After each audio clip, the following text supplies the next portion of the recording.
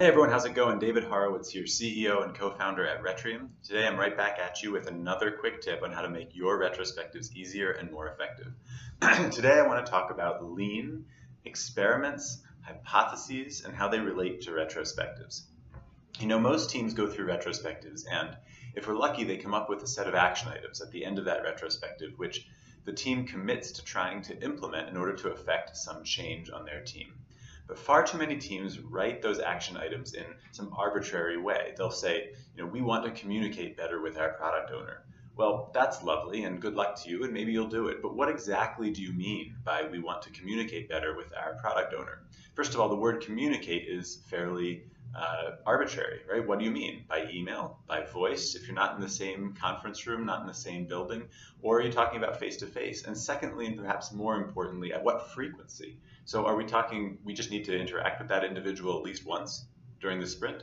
Are we talking about once a week, once a day, once an hour, more frequently than that? And maybe the assumptions that you have at the start of the retrospective are different than the assumptions that the other people in your team have when you're writing that action item. And so you may exit the retrospective thinking that you have convergence around what it means to communicate better with your product owner. But in actuality, there's divergence, there's disagreement on the team, and it goes unstated. So we need to be more specific when we write down our action items.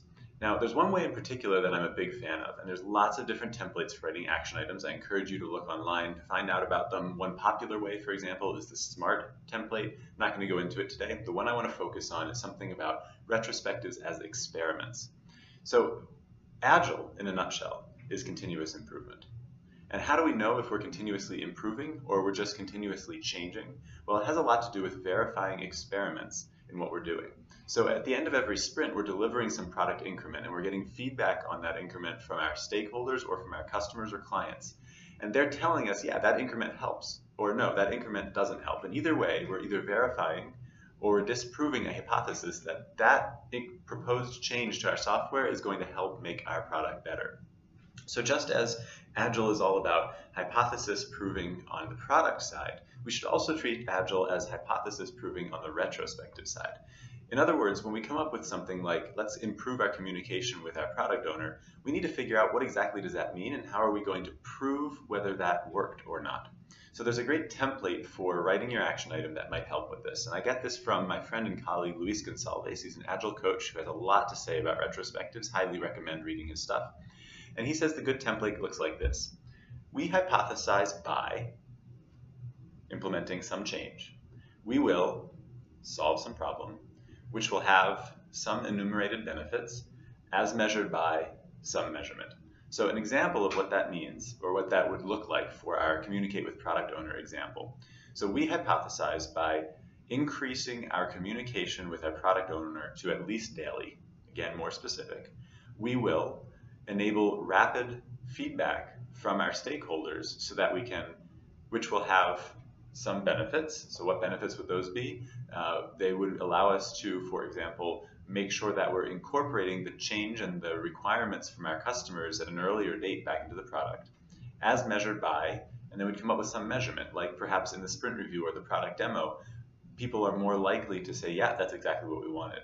So we hypothesize by something.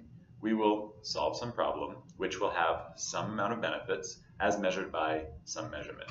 And by taking this approach, in essence, you're taking the scientific method, right, which says build a hypothesis and go out and test it. And you're taking that mentality and bringing it into the retrospective space, which is allowing you to be more specific in building your testable hypotheses with your retrospectives. One last quick note about that before I call it a day, which is that one of the problems that many teams face when it comes to retrospectives is that they think that they will lead to change. That's a bad mentality to start your retrospectives with. Instead, if you start it by saying this retrospective might lead to change, that small tweak from will to might changes the whole mentality of the game.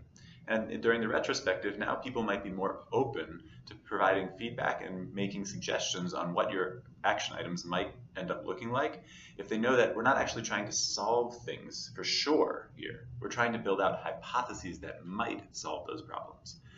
With that, I'm out today. Again, I'm David Horowitz, CEO and co-founder of Retrium. If you are running retrospectives at an enterprise or at a distributed context, you need to check us out. We're going to help make your retrospectives so much more effective through built-in techniques like Lean Coffee and Mad Sad Glad and others that are all one click away.